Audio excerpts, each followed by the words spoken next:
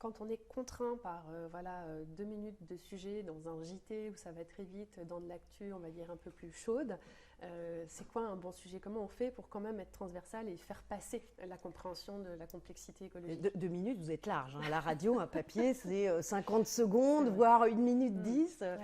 Et bien là, il faut être encore plus pédagogique, vraiment. Alors, il y a ce qu'on appelle le lancement, il y a le présentateur. Donc là, dans le lancement, on met un maximum d'informations.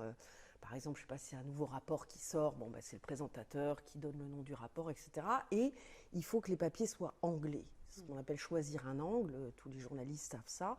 Vous ne pouvez pas parler d'un rapport du GIEC de milliers de pages en 50 secondes. Donc, que dit ce rapport, par exemple, sur les conséquences du changement climatique sur les peuples autochtones?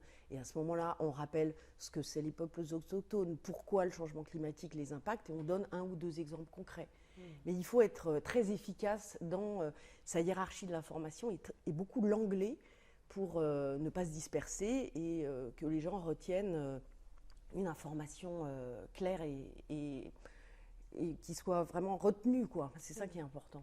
Et comment réagit l'audience à l'évolution du traitement à l'antenne? Est-ce que aussi à travers l'émission C'est pas du vent, est-ce que tu as senti qu'il y avait des attentes différentes, des demandes aussi qui évoluent ou juste des retours sur l'évolution de votre travail? Est-ce que ça se ressent aussi? Alors sur RFI, c'est un peu compliqué ce sujet-là parce que nous avons 60 millions d'auditeurs à travers le monde. C'est pas du vent, c'est à peu près 7 millions d'auditeurs, dont 60-70% en Afrique subsaharienne. Donc, parce que voilà, RFI, c'est la francophonie, c'est le monde. Donc, on a aussi des auditeurs aux États-Unis, au Canada, au Laos, au Vietnam, au Cambodge. Enfin, voilà. Donc, c'est difficile d'avoir un retour comme un média national qui peut avoir des études très fines.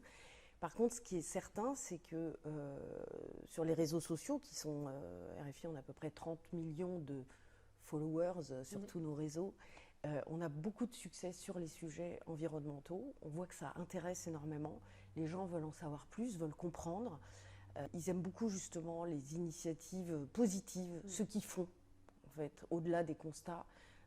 Ceux qui, voilà, nous, dans C'est pas du vent, on donne énormément la parole parce que ça fait un bien fou aussi, à ceux qui agissent sur le terrain, qui créent des associations, qui reboisent, qui mélangent en fait la préservation de l'environnement et le bien-être des communautés locales. Parce que ça, en fait, c'est la solution. Et ça marche très fort quand on a des sujets comme ça.